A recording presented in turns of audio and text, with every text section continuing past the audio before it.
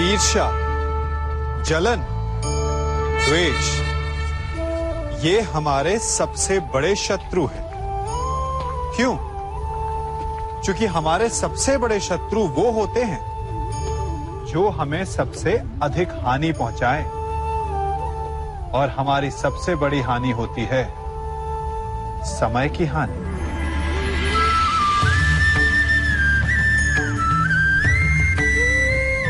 सबके पास जीवित रहने का एक सीमित समय होता है। कोई भी सदा अमर नहीं रहता। जलन और द्वेष के कारण हम जो समय अपने विकास और प्रगति में लगा सकते थे, वो समय हम उसके विषय में सोचने में लगा देते हैं, जिससे हमें ईर्ष्या है। जलन की अग्नि शत्रु से अधिक स्वयं को जलाती है, तो अपने जीवन को धुआं बना देना क्या उचित है? किसी की प्रगति को देखकर अपने मन में ईर्ष्या और जलन लाने से उचित क्या ये नहीं होगा कि हमारे कारण किसी के होठों पर मुस्कुराहट आए? एक बार अपने मन से जलन को निकाल के तो देखिए, अपने आप को बहुत ऊंचा पाएंगे और समझ में आएगा कि इस ईर्ष्या के कारण हमने क्या क्या खो दिया है।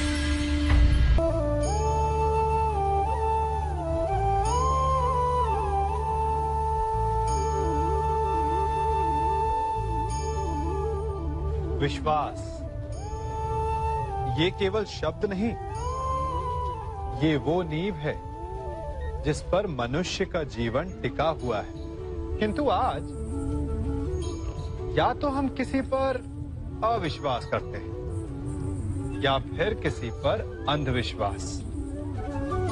दोनों ही परिस्थितियां घातक होती हैं, क्योंकि जहां अविश्वास हमारे मन में भय और असुरक्षा को जन्म देता है, वहीं अंधविश्वास आक्रोश को। तो प्रश्न ये उठता है कि विश्वास की परिभाषा क्या है? विश्वास की परिभाषा जाननी है तो अपने मन से पूछिए। पहले स्वयं पर विश्वास कीजिए कि आप इस संसार के सबसे महत्वपूर्ण व्यक्ति हैं, और ये विश्वास आपको अपनी शक्ति का ज्ञान करवाएगा, और शक्ति अपने उत्तरदायित्व का, और फिर अपने आप लक्ष्य मिल जाएगा, मार्ग मिल जाएगा। गर्व, अभिमान और अहंकार, ये तीनों सुनने में एक जैसे लगते हैं, परंतु तीनों का अर्थ भिन्न होता है और परिणाम भी। तीनों का आरंभ प्रेम से होता है। स्वयं से प्रेम, परिश्रम हमारे मन में गर्व को जन्म देता है, और सफलता अभिमान जगाती है। यहां तक ठीक है, परंतु जब ये भावना अहंकार बन जाती है, तब वो समस्या बन जाती है, क्योंकि सबसे बुरा अंत अहंकारी का ही होता है। परंतु मनुष्य के लिए पहेली यही है कि पहचाना कैसे जाए कि अहंकार जग गया है और उसका दमन आवश्यक है। इसका उत्तर मैं नहीं, आपका मन देगा। जब तक आप स्वयं से प्रसन्न हैं, जब तक आप सबसे ऊंचा उठने का प्रयास कर रहे हैं, तब तक ठीक है। परंतु जब आपके मन में दूसरों को नीचा समझने का भाव आ जाए, तो सावधान हो जाइए, क्योंकि यही अहंकार है। जो वास्तव में आपको हीन कर रहा है।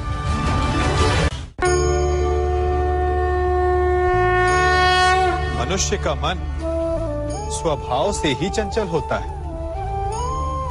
अब बालकों को देखो, माता पिता कहेंगे कि नदी के पास मत जाना, वन में मत खेलना, तो अवश्य वो वही करेंगे जिसके लिए उन्हें मना किया गया हो।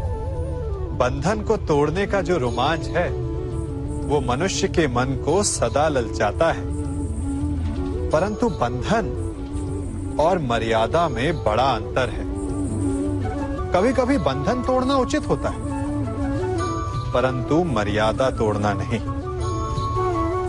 चाहे वो प्रेम की हो, शत्रुता की हो, या फिर अतिथि की हो। फिर ये प्रश्न उठता है कि मर्यादा है क्या? हमें कैसे भान हो कि किस सीमा को हमें पार नहीं करना चाहिए?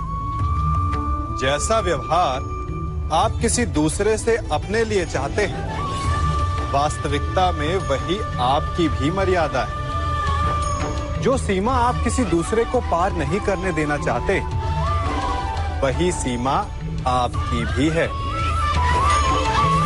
जिस दिन से आप अपने मन से ये प्रश्न करना प्रारंभ कर देंगे, तब से ना आपसे कोई मर्यादा भंग होगी, ना ही कोई अपराध होगा। कदाचित इसीलिए कहा जाता है कि जब आपका मन नियंत्रण में हो, तो आपके हृदय के साथ साथ ईश्वर आपके मन में भी वास करता है। जिससे आप अपनी मर्यादा का प्रश्न पूछोगे, तो वो कभी अनुचित उत्तर नहीं देता।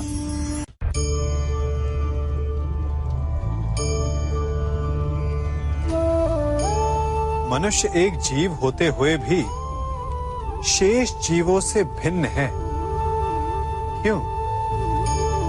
कारण मनुष्य जीवन समाप्त होने के पश्चात भी जीना चाहता है, और इसका केवल एक ही मार्ग है, सम्मान, जो मनुष्य के मृत्यु के पश्चात भी जीवित रहता है। उस सम्मान को पाने के लिए मनुष्य वर्षों प्रयास और परिश्रम करता है, और ऐसे में शत्रु के लिए सबसे सरल लक्ष्य बन जाता है आपका सम्मान।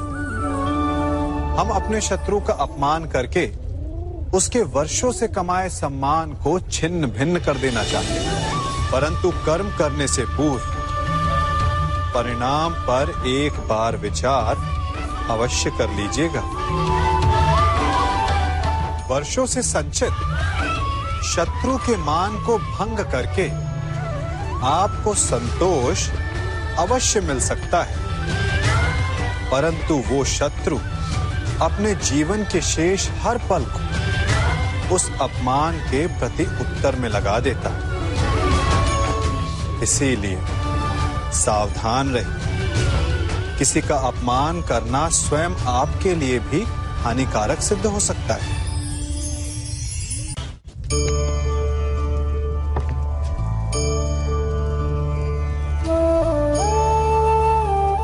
क्या कर रहा हूं मैं?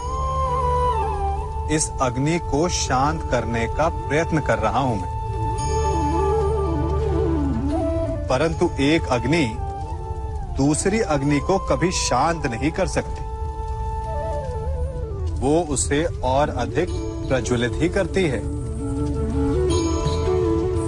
अपमान से जन्म लेने वाली अग्नि का प्रतिकार प्रतिशोध नहीं हो सकता, क्योंकि प्रतिशोध की अग्नि अपमान की अग्नि से अधिक प्रचंड होती है। तो उसका त्राण क्या है? उत्तर चाहिए? मैं दिखाता हूं।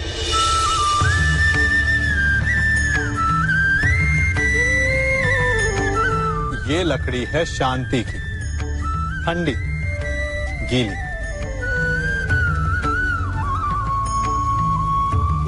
अपमान की अग्नि से त्राण पाने का मार्ग प्रतिशोध नहीं,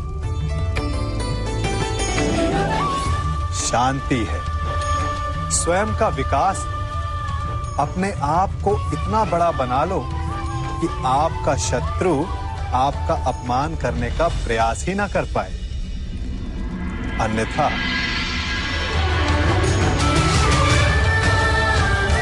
यदि आप प्रतिशोध चाहते हैं, शत्रु भस्म चाहते हैं, तो स्वयं को भी जलना होगा।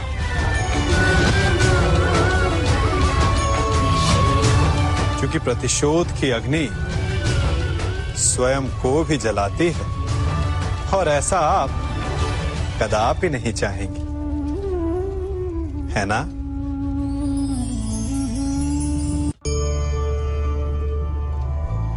मनुष्य बिना मित्र और मित्रता के सुखपूर्वक नहीं रह सकता। बालक हो या वृद्ध, गृहस्थ हो या गृह त्यागी सन्यासी, कवि हो या योद्धा, बिना मित्रों के किसी का जीवन नहीं चल सकता। यदि यह संबंध इतना आवश्यक और शक्तिशाली है, तो उसके उत्तरदायित्व भी आवश्यक हो जाते हैं। परंतु प्रश्न ये उठता है कि मित्र कौन होता है? आप कहेंगे कि मित्र वो होता है जो सदा हमारा साथ दे, हमारे सुख में आनंद मनाए, हमारे दुख में हमारा सहारा बने, हमारे विरोधियों का शत्रु हो जाए वो, यही ना? परंतु क्या वास्तविकता में मित्र की पहचान यही होती है? मित्र के लिए आवश्यक है कि आवश्यकता पड़ने पर वो आपका विरोध करे। यदि आप सच्चे मित्र हैं, यदि आपका मित्र मूर्खतावश, जानबूझकर या किसी कुचक्र में फंसकर कोई अनुचित कार्य करने जा रहा है, तो आपका कर्तव्य बनता है कि सबसे पहले आप उसे वो कार्य करने से रोकें, उसका विरोध करें। क्योंकि यदि मित्र ने कुछ अनुचित किया, तो आप भी स्वयं को अपयश का भागीदार बनने से नहीं रोक पाएंगे।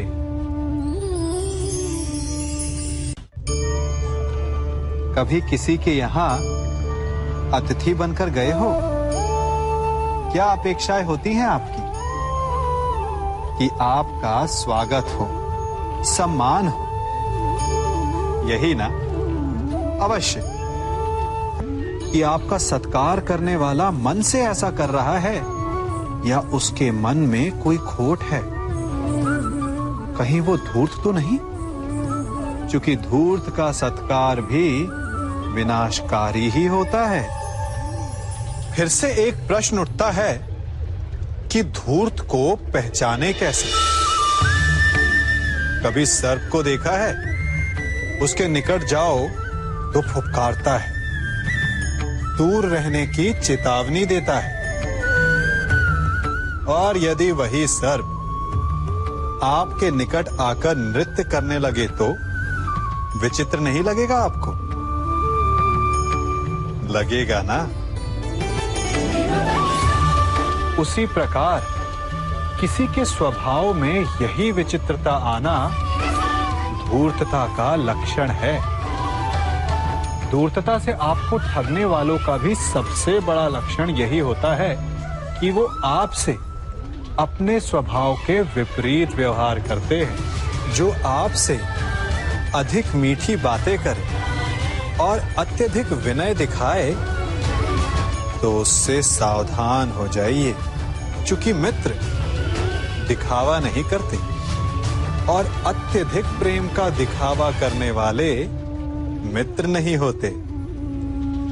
अति विनयम धूर्तस्य लक्षणम।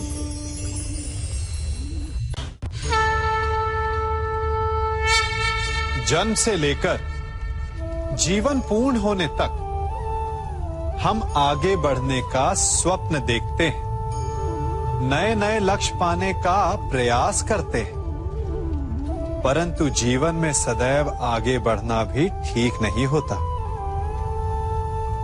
अब आप कहेंगे कि ये ग्वाला हमें कौन सी उल्टी पट्टी पढ़ा रहा है, परंतु सीधे जाने का मार्ग कभी कभी उल्टी सीख से ही आता है।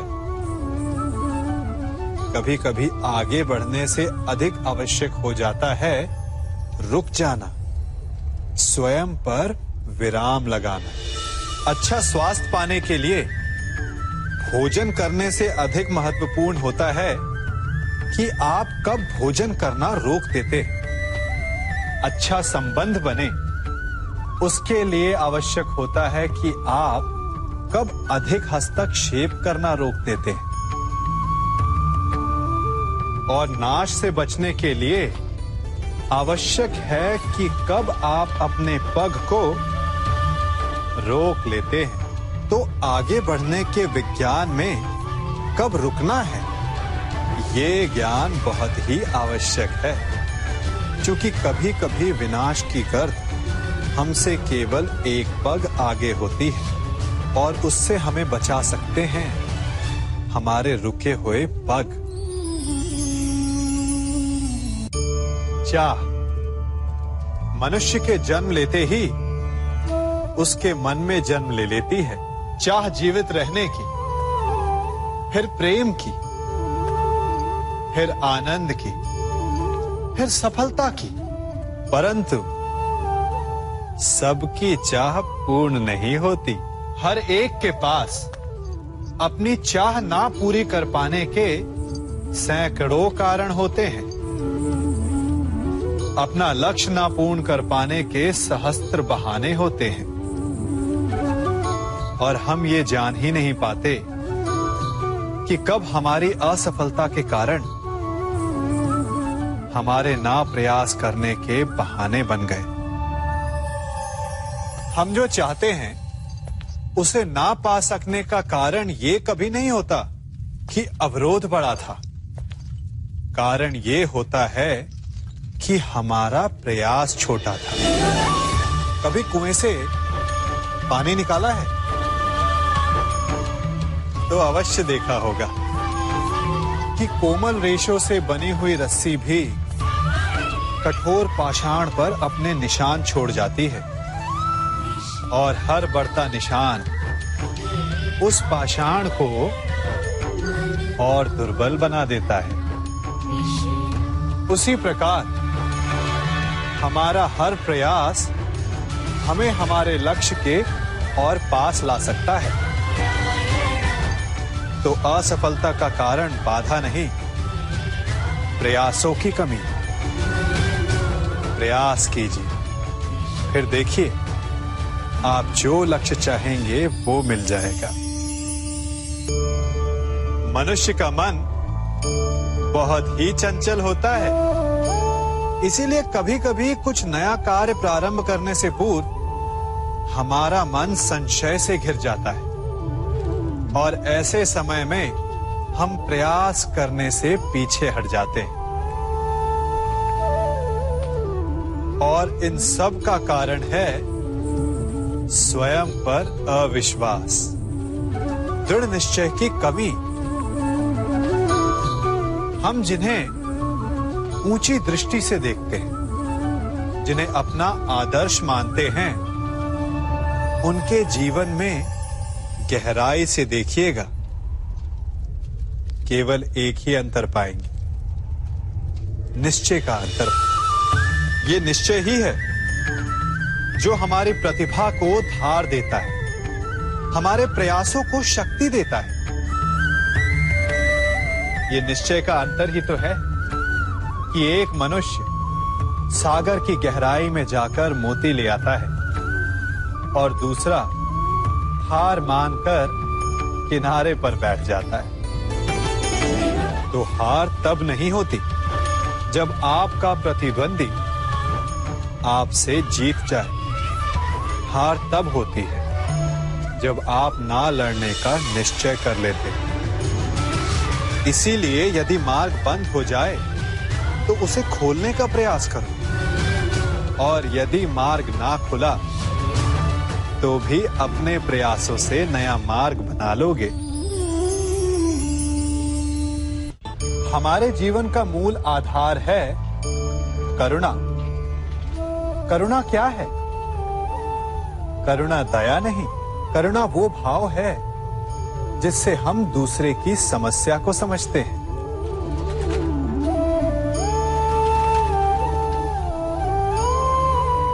उसकी कठिनाई को अनुभव करते हैं। इस संसार में सारे संघर्षों का मूल है एक दूसरे की परिस्थिति को ना समझना, और इस समस्या का हल है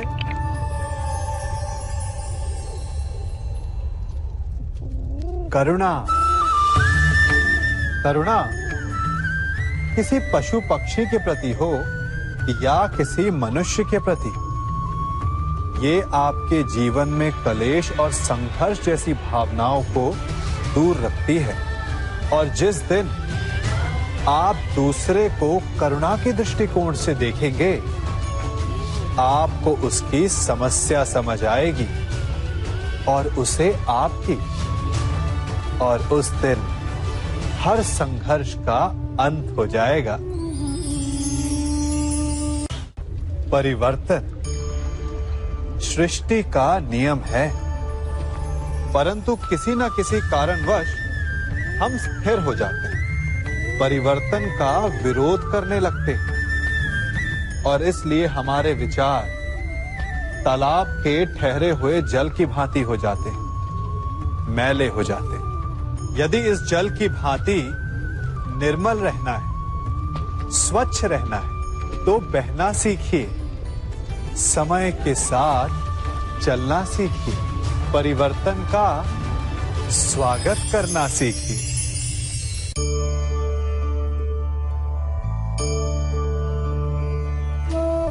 पता है इस हरी मेहंदी में लाल रंग कैसे आ जाता है?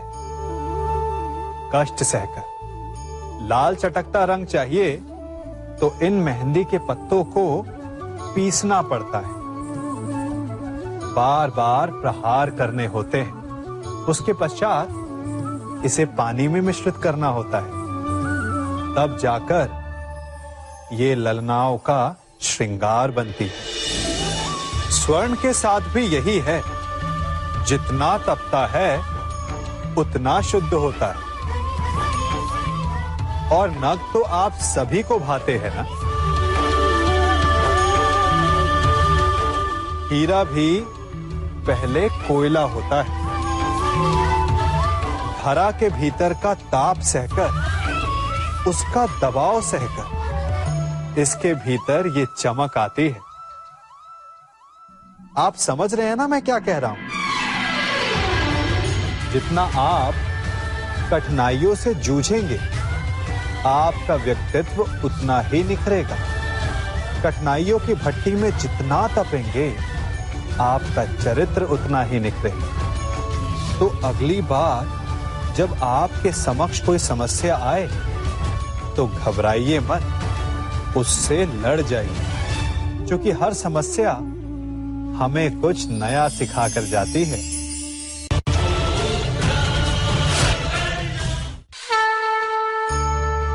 मनुष्य है ना हम, भय तो लगेगा ही। भय धन हानि का हो या मान हानि का, आप भय को बुरा समझते हैं ना? भय हानिकारक हो सकता है, परंतु लाभदायक भी।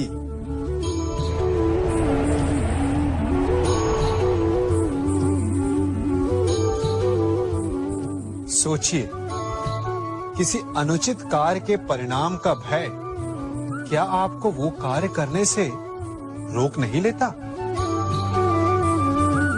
रोकता है, परंतु अनुचित कार्य हो जाने के पश्चात उसे संसार के समक्ष ना लाने देने का भय हमें एक के पश्चात दूसरी भूल करने पर विवश करता है। प्रयास करके हम अपना सम्मान बचा अवश्य लेते, परंतु भविष्य में इसके परिणाम भयंकर सिद्ध हो सकते हैं।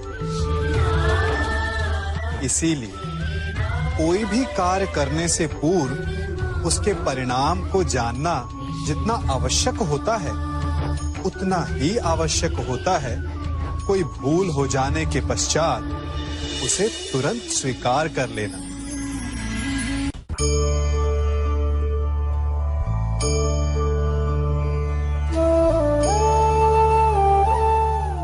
आप जिनसे प्रेम करते हैं, सदा उनके समीप रहना चाहते हैं, नहीं चाहते कि कभी अपनों से दूर होना पड़े, बिछड़ना पड़े। परंतु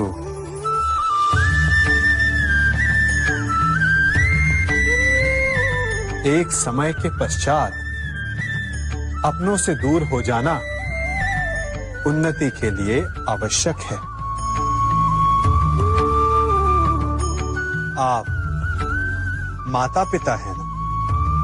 यदि आप अपनी संतान के जीवन के हर पग पर उनका मार्गदर्शन करते रहेंगे, तो आपकी संतान स्वयं मार्ग चुनना कैसे सीखेगी?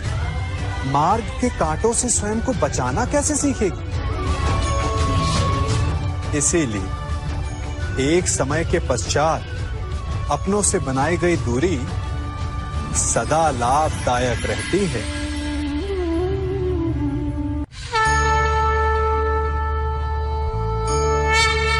सूर्य उदय से ठीक पूर्व रात्रि तनिक अधिक गहरी और गाढ़ी हो जाती है। इसी प्रकार एक नए प्रारंभ से पूर्व मन पर, सोच पर, विचारों पर अंधकार छा जाता है। मानव मन जो ठहरा, दुविधा आ ही जाती है। क्या आगे जो होगा वो शुभ होगा? क्या जीवन में जो हम पीछे छोड़ आए हैं वो कहीं भूल तो नहीं? ऐसे में क्या करना चाहिए? केवल एक उपाय, आगे बढ़ें।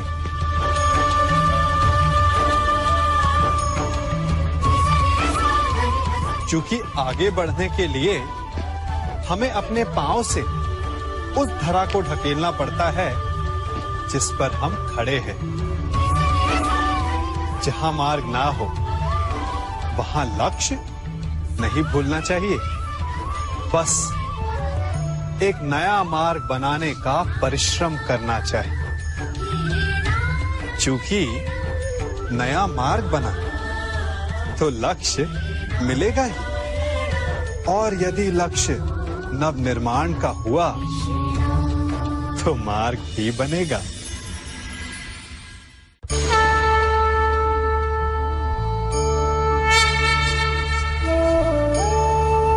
शांति किसे नहीं चाहिए? मानव युद्ध भी शांति के लिए ही करता है, और संधि भी।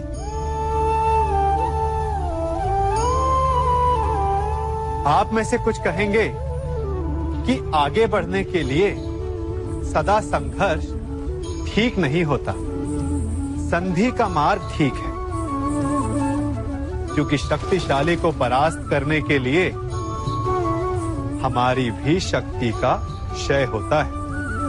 वो शक्ति जिसे हम विकास में लगा सकते हैं। परंतु शक्तिशाली से मित्रता करने से पूर्व क्या ये जान लेना उचित नहीं कि शक्तिशाली का मंतव्य क्या है? कहीं उस संघर्ष से बचकर हम एक बड़े उत्पात को तो जन्म नहीं दे रहे? क्योंकि सर्प से मित्रता आपको शांति नहीं देती, अपितु सर्प को अवसर देती है कि भविष्य में वो आप डस सके।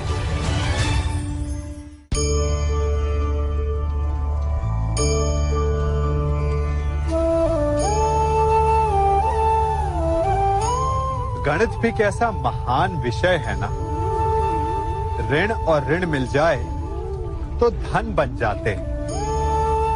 परंतु अंक गणित और जीवन के गणित में बड़ा अंतर है।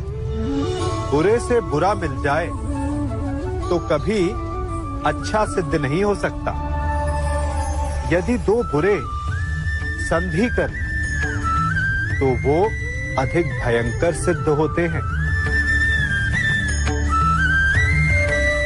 ऐसे में उनकी मित्रता का, उनकी संधि का विच्छेद आवश्यक है, चाहे वो किसी भी भांति हो।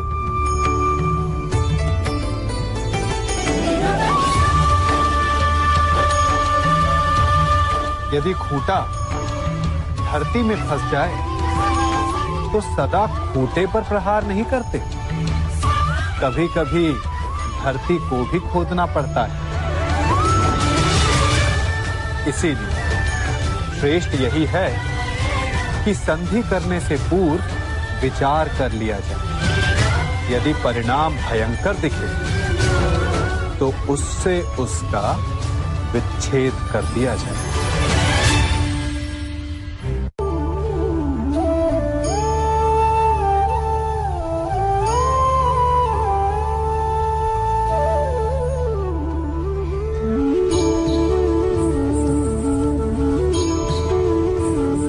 कर्म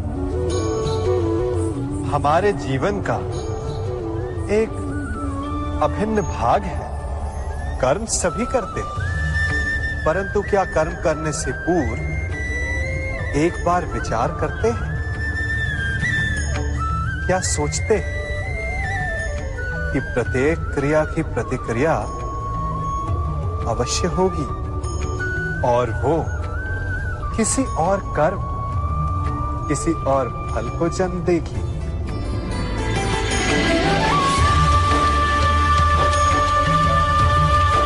ये झूला एक बार झुलाओ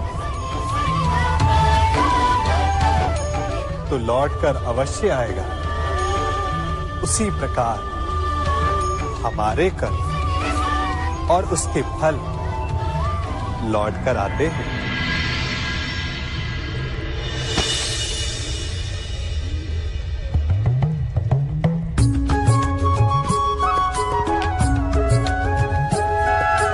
फल से स्मरण हुआ, इस वृक्ष के आम बड़े मीठे हैं।